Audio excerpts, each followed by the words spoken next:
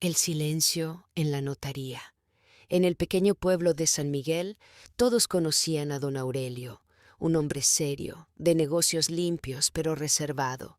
Durante décadas había levantado un emporio agrícola que sostenía a muchas familias de la región. Cuando murió a los 78 años, la tristeza se mezcló con la expectativa. ¿Quién heredaría toda aquella fortuna? La familia se reunió en la notaría. Estaban sus dos hijos, Ernesto y Ricardo, su sobrina Clara, algunos socios. Todos esperaban escuchar sus nombres. El notario, un hombre de voz grave, abrió el sobre lacrado con sumo cuidado. La sala quedó en silencio. Cada respiración pesaba. Dejo mi casa, mis tierras y mis ahorros a una pausa, un suspiro, y entonces a Mateo Salgado. ¿Quién demonios es Mateo Salgado? Gritó Ernesto golpeando la mesa. Nadie conocía a aquel hombre. Ninguno había escuchado jamás su nombre. Y sin embargo, su nombre estaba ahí con tinta firme, como si don Aurelio hubiera querido que no quedara duda alguna. El desconocido. La noticia corrió como pólvora por el pueblo. ¿Quién es ese Mateo Salgado?, preguntaban en la plaza. Dicen que es un forastero, un hombre que vivía lejos, murmuraban otros. Ernesto y Ricardo estaban fuera de sí. Esto es una broma, Lita, gritaba Ernesto, caminando de un lado a otro en el despacho familiar. Papá estaba enfermo. Seguro alguien lo manipuló. O alguien falsificó ese documento, añadió Ricardo, con los ojos inyectados de rabia. Mientras tanto, Clara, la sobrina, guardaba silencio. Ella conocía bien a su tío.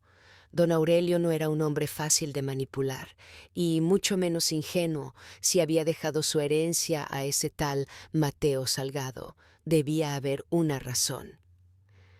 Esa misma tarde el notario les dio más datos. El señor Salgado vive en la capital. Aquí está su dirección, dijo, entregando un sobre con los datos completos. Él no ha sido informado aún de que es el heredero. La familia se miró unos a otros. Pues será mejor que vayamos a buscarlo, dijo Ernesto con voz áspera, y más vale que tenga una buena explicación, porque esta historia no se quedará así. Clara, sin decir nada, decidió que ella también viajaría.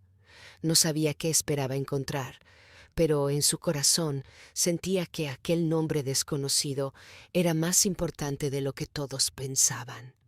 El viaje a la capital. 2 días después, Clara, Ernesto y Ricardo tomaron el primer autobús hacia la capital. El viaje fue largo, más de 6 horas atravesando carreteras polvorientas, campos dorados y montañas que parecían observarlos en silencio. El ambiente dentro del autobús era tenso. Ernesto no dejaba de gruñir. Papá estaba viejo. Seguramente alguien lo engañó. Voy a denunciarlo. Ricardo asentía con los brazos cruzados mientras Clara miraba por la ventana, con pensamientos que no podía ordenar. Cuando llegaron, la ciudad les pareció inmensa y ruidosa. Siguiendo la dirección escrita en el sobre, tomaron un taxi hasta un barrio humilde, muy diferente a la elegancia y riqueza que rodeaba al apellido de la familia. Frente a una casa modesta de paredes descascaradas y un portón oxidado, el taxista detuvo el auto. «Aquí es», dijo, mirando el papel, «Calle Olmos, número 17». Los tres se miraron sorprendidos. «¿Aquí vive el heredero de toda la fortuna de papá?», susurró Ernesto con sarcasmo. Clara se acercó al portón y tocó suavemente. Después de unos segundos, una voz masculina respondió desde adentro. «¿Quién es?» «Buscamos al señor Mateo Salgado», dijo Clara con firmeza. El portón se abrió lentamente y apareció un hombre de unos 40 años, con ropa sencilla y manos ásperas de trabajo.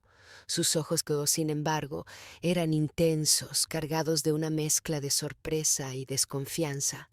«Soy yo», dijo con voz cautelosa. «¿Quiénes son ustedes?» Clara respiró hondo antes de responder. Somos la familia de don Aurelio. Venimos a hablar sobre su testamento. El rostro de Mateo se tensó de inmediato. Entren, dijo con un gesto serio. Creo que ha llegado el momento de que sepan la verdad. La verdad empieza a salir. El interior de la casa era modesto pero limpio. Un pequeño comedor con mantel de cuadros, un sofá gastado y fotos familiares enmarcadas colgando de la pared. Todo olía a café recién hecho y a madera antigua. Clara observó cada detalle con atención, intentando encontrar alguna pista que explicara por qué su tío Aurelio había confiado su herencia a un hombre que vivía con tan poca ostentación. Mateo les ofreció asiento en la mesa del comedor. ¿Quieren un café?, preguntó con voz neutra.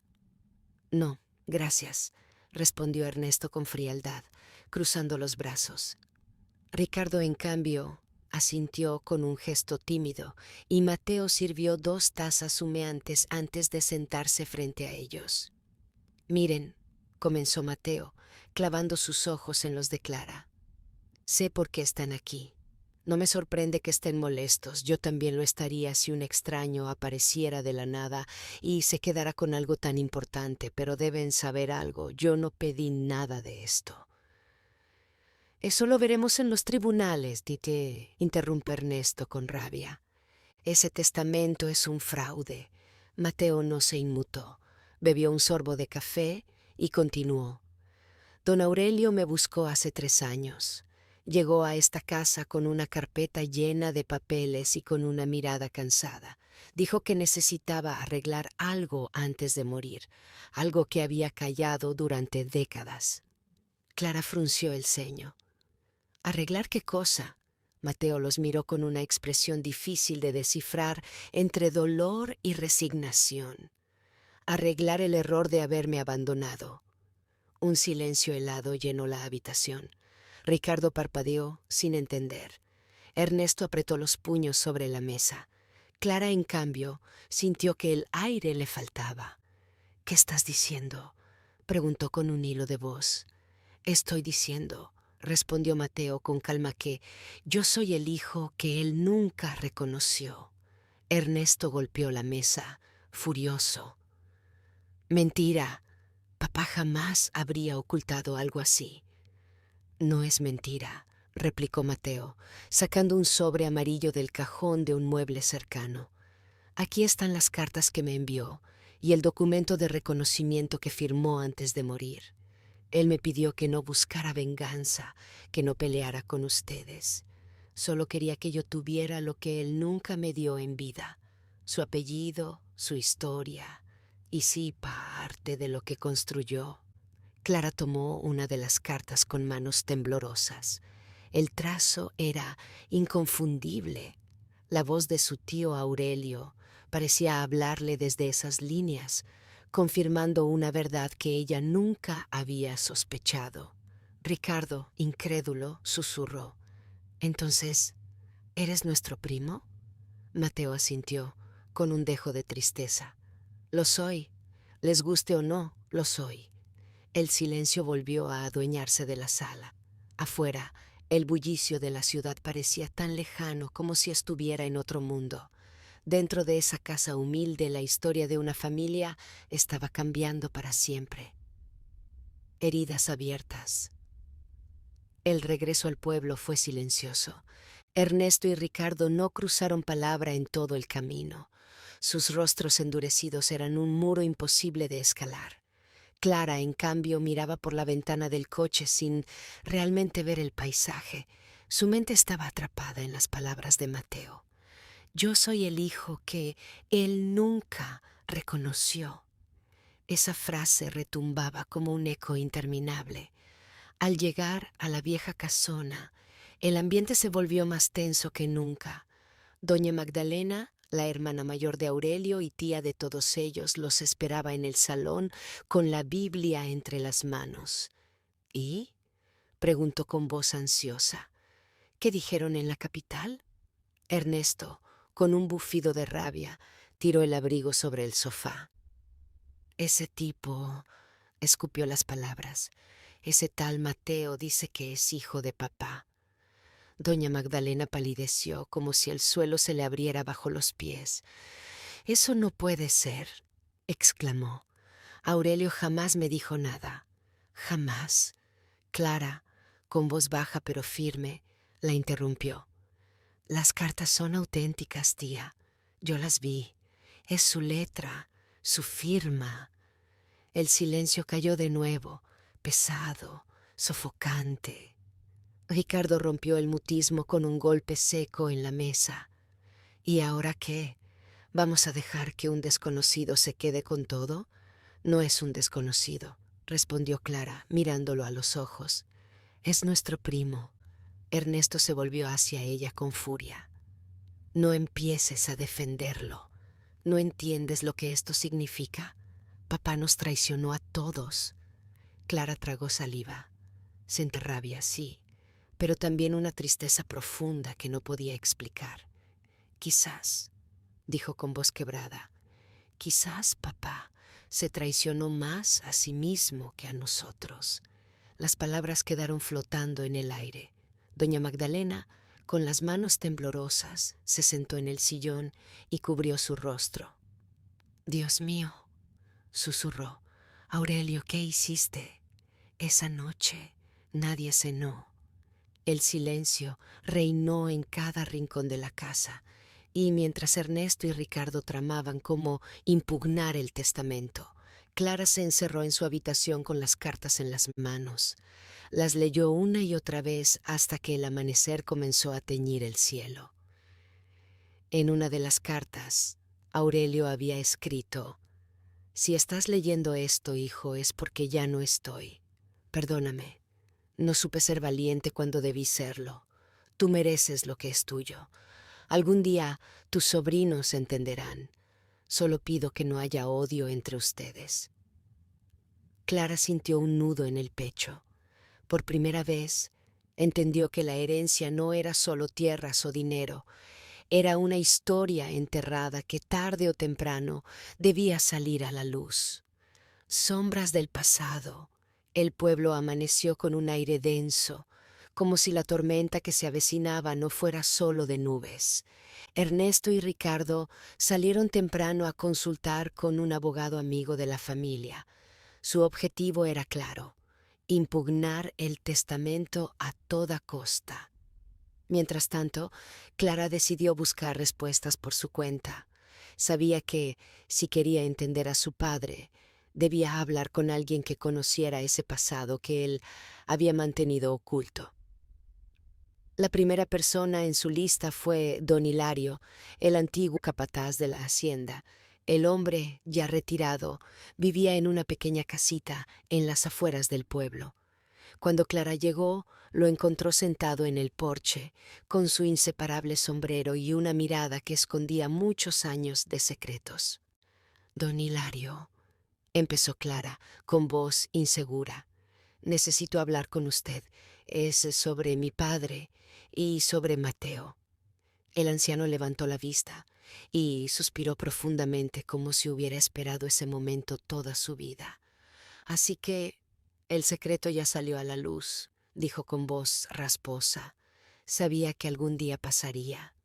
Clara se sentó frente a él, con las cartas en las manos. Dígame la verdad, por favor. ¿Quién es Mateo? ¿Por qué papá nunca nos habló de él?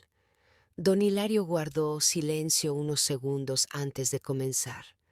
Tu padre era un hombre de honor, pero también era un hombre de miedo.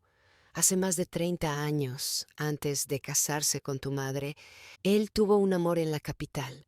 Se llamaba Elena, una mujer buena, humilde. La amaba de verdad. Clara abrió los ojos, incrédula. ¿Y qué pasó? Pasó que tu abuelo, dijo el viejo con amargura, el patriarca de esta familia, no aceptaba que su hijo se casara con una mujer sin apellido ni fortuna. La separó de él a la fuerza, le envió dinero para que se marchara y lo amenazó con desheredarlo si insistía. Tu padre, joven y cobarde, cedió. El corazón de Clara se oprimió. Las piezas del rompecabezas comenzaban a encajar. ¿Y Mateo? Preguntó casi en un susurro. Mateo nació meses después de que tu padre se casara con tu madre, continuó Hilario. Aurelio lo supo, pero el miedo a tu abuelo era más grande que su valor. Solo en los últimos años, cuando la muerte comenzó a rondarlo, se acercó a su hijo en secreto. Clara sintió una mezcla de rabia y compasión. ¿Y nadie más lo sabía? Yo lo supe, admitió el viejo, bajando la mirada. Y me callé porque era lo que él me pidió. Pero Aurelio siempre llevó esa culpa clavada en el pecho. Clara apretó las cartas con fuerza. Ahora entendía todo: el silencio, la tristeza en los ojos de su padre cuando hablaban de familia, su obsesiva necesidad de dejar todo en orden antes de morir. Antes de marcharse, don Hilario le dijo algo que le quedó grabado. Muchacha, tu padre cometió errores, pero también intentó enmendarlos. No dejes que el odio de tus primos destruya lo poco que él quiso arreglar. Esa tarde, Clara volvió a casa con el corazón más pesado, pero también con una determinación nueva. Sabía que las cosas se pondrían peores, pero ya no estaba dispuesta a callar. El juego sucio. La noticia de que Clara había hablado con don Hilario corrió más rápido de lo que ella imaginaba. No sabía cómo, pero sus primos, Ernesto y Ricardo, parecían saber cada uno de sus movimientos. ¿Crees que puedes cambiar las cosas con esas historias de pueblo?, le soltó Ernesto cuando la interceptó en el portón de la hacienda esa tarde. Nadie va a creerte. Mateo es un don nadie y siempre lo será. Clara respiró hondo, intentando no caer en su provocación. El testamento es claro, Ernesto. Papá tomó una decisión y, aunque no te guste, vamos a respetarla. Ricardo, con su sonrisa venenosa, intervino. ¿Respetarla? No, querida. Nosotros vamos a demostrar que Mateo manipuló a tu padre. Un hombre enfermo no estaba en condiciones de cambiar su voluntad. Clara sintió el estómago revolverse. Ellos no estaban dispuestos a detenerse. Esa noche Mateo llegó a la casa con el rostro desencajado. Intentaron sobornar a don Hilario, le confesó a Clara. Vinieron a mi taller 2 hombres desconocidos. Querían que firmara unos papeles renunciando a todo. Clara sintió miedo, pero también una rabia que le ardió en el pecho. No puedes cederles nada, le dijo con firmeza. Esta es la última oportunidad de papá para enmendar su error. No dejaremos que lo ensucien. Mateo bajó la mirada. No me importa el dinero, Clara, pero sí temo que esto acabe mal. No quiero problemas ni contigo ni con tu madre. Ya estamos en medio de los problemas, Mateo, replicó ella con voz firme. Lo único que podemos hacer es enfrentarlos. Mientras hablaban, en otra parte del pueblo, Ernesto y Ricardo tramaban su siguiente jugada. Reunidos en una oficina oscura con el abogado de la familia, discutían su estrategia. Lo primero será declarar inválido el testamento, dijo el abogado. Alegaremos que Aurelio no estaba en pleno uso de sus facultades mentales. Y si eso no funciona, añadió Ricardo con frialdad, siempre hay otras formas de sacar a un intruso del camino. El silencio en la habitación fue tan pesado como el veneno de sus palabras. Lo que ninguno de ellos sabía era que alguien más los escuchaba. Julia, la sirvienta más antigua de la hacienda, había oído parte de la conversación mientras servía el café. Esa noche, con las manos temblorosas, decidió contarle a Clara lo que había escuchado. «Señorita Clara», dijo en voz baja cuando la encontró en la cocina, «tenga cuidado. Esos muchachos no conocen límites». Clara sintió un escalofrío recorrerle la espalda. El conflicto ya no era solo por la herencia. Ahora había algo más oscuro en el aire, algo que podía costarles muy caro. La tormenta se acerca. La mañana amaneció gris, cargada de nubes pesadas que parecían presagiar algo oscuro. Clara se despertó con un nudo en el estómago. Desde que Julia le advirtió sobre las amenazas veladas de sus primos, no había podido dormir bien. Mateo, por su parte, había decidido no regresar a la capital hasta que todo se aclarara. Había encontrado en la antigua casa de don Aurelio algunos papeles, cartas y un diario personal que podrían ayudar a demostrar que su vínculo con el viejo no era un invento. «Mira esto, Clara», dijo esa mañana, extendiéndole un cuaderno viejo con las hojas amarillentas. «Es la letra de tu padre. Aquí habla de mí, de cómo me conoció». Clara tomó el cuaderno con manos temblorosas y empezó a leer. La voz de su padre resonaba en cada palabra. «Hoy conocí a un joven que me recordó a mí cuando era muchacho. Sus manos están hechas para el trabajo, pero su corazón es noble. Se llama Mateo Salgado. No sé por qué, pero siento que en él hay algo de mi propia sangre». Clara levantó la vista, con lágrimas en los ojos. «Papá, sabía», susurró, «sabía quién eras para él». Pero mientras ese rayo de verdad iluminaba el corazón de Clara, la sombra del odio seguía creciendo. Ernesto y Ricardo no habían perdido el tiempo. Aquella misma tarde, con ayuda de su abogado, interpusieron una demanda para impugnar el testamento. Argumentaban que don Aurelio había estado mentalmente incapacitado y que Mateo era un oportunista. Además, comenzaron una campaña de desprestigio en el pueblo. «Ese tal Mateo», decían en voz alta en la cantina, «vino a aprovecharse de un hombre viejo y moribundo. No tiene vergüenza».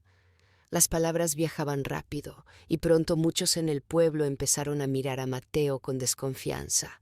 Algunos incluso cruzaban de acera cuando él pasaba, como si fuera un criminal. Clara sintió el peso de esa hostilidad, pero no se dejó amedrentar. «No te dejes derrumbar», le dijo a Mateo una tarde. «Papá confiaba en ti, y yo también». Mateo sonrió con cansancio. «A veces me pregunto si vale la pena pelear por algo que está envenenando a todos». «¿Vale la pena?», insistió Clara, con una convicción que sorprendió hasta a ella misma. «Porque no se trata solo del dinero o de una casa, se trata de la verdad. Y nadie, ni siquiera ellos, puede arrebatárnosla». Esa misma noche, cuando Clara revisaba unos documentos en el despacho, escuchó ruidos extraños en el jardín.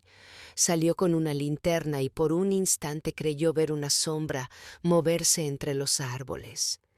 «¿Quién está ahí?», gritó con voz temblorosa. No hubo respuesta, solo el sonido del viento agitando las hojas. Pero en el suelo encontró algo que le heló la sangre, una bala envuelta en un papel, con una sola palabra escrita en letras torcidas: «Vete». La tormenta ya no era solo una metáfora, ahora era real. La verdad entre sombras. La bala y el papel no dejaban de rondar la mente de Clara. No podía dormir, no podía comer. El miedo se había instalado en la casa como un huésped silencioso y frío, pero a la vez algo dentro de ella se encendió, una determinación férrea de no dejar que el miedo los controlara. Mateo, al enterarse del mensaje, apretó los puños con rabia contenida. «Esto ya no es solo una disputa familiar», dijo, mirando a Clara a los ojos. «Esto es una amenaza, y si creen que voy a dar un paso atrás, están muy equivocados». Decidieron acudir a Julia, la amiga de don Aurelio que conocía todos los secretos de la familia. Aquella tarde se reunieron en su pequeña casa, donde el olor a café y pan recién hecho parecía suavizar el peso de las palabras. «Sabía que esto iba a pasar», dijo Julia, dejando su taza sobre la mesa. «Ernesto y Ricardo están desesperados. No soportan la idea de que su tío haya visto en ti, Mateo, lo que nunca vio en ellos: bondad y honestidad». Julia les entregó una carpeta con copias de documentos que había guardado por años. Aquí están las pruebas de que tu padre actualizó el testamento en plena facultad mental, dijo a Clara. Y aquí, Mateo, hay cartas de don Aurelio donde habla de ti como de un hijo. Esto puede ayudar en el juicio. Mateo las tomó con gratitud, pero con el ceño fruncido. Gracias, Julia, pero temo que esto no los detenga. Julia asintió con tristeza. No lo hará. Por eso tienen que ser más listos que ellos. Ernesto y Ricardo no solo buscan quedarse con la herencia, buscan destruir tu reputación, Mateo, para que nadie te crea cuando digas la verdad. Esa misma noche, al volver a casa, Clara encontró a su hermano menor, Tomás, esperándola en la puerta. Llevaba el rostro desencajado. Clara, tenemos que hablar, dijo con voz baja, mirando hacia todos lados como temiendo que alguien los escuchara. He hecho algo terrible. ¿Qué has hecho, Tomás?, preguntó Clara con el corazón acelerado. El joven tragó saliva y finalmente lo soltó. Yo fui quien les dijo a Ernesto y a Ricardo que Mateo estaba buscando los papeles en la casa del abuelo. Ellos me prometieron dinero si los ayudaba, pero ahora creo que quieren hacerle daño de verdad. Clara sintió que el mundo se le venía abajo.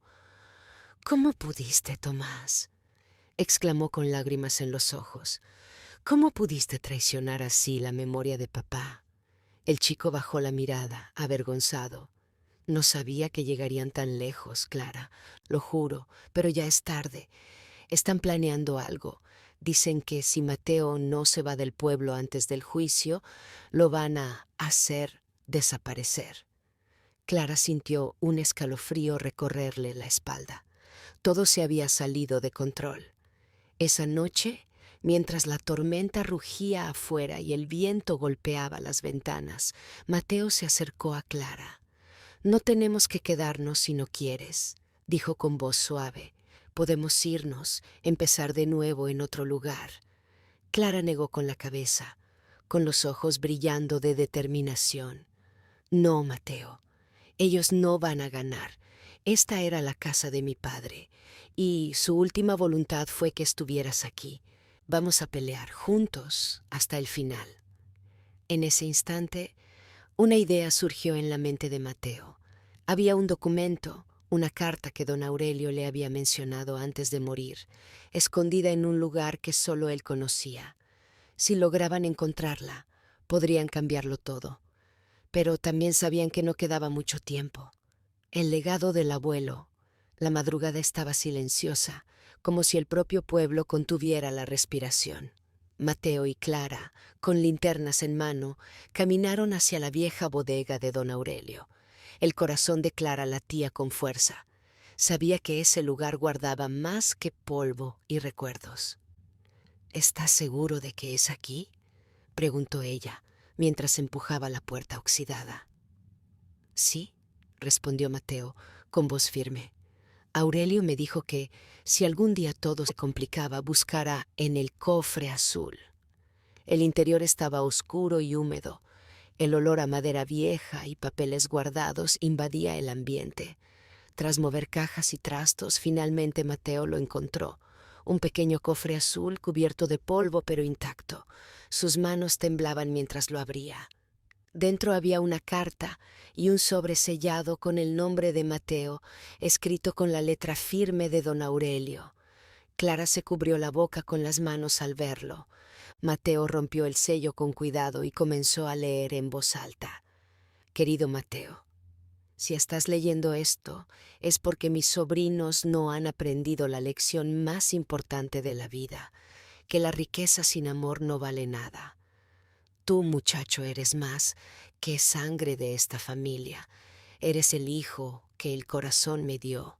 Por eso, la casa, las tierras y los ahorros son tuyos, porque sé que sabrás cuidarlos y sobre todo compartirlos.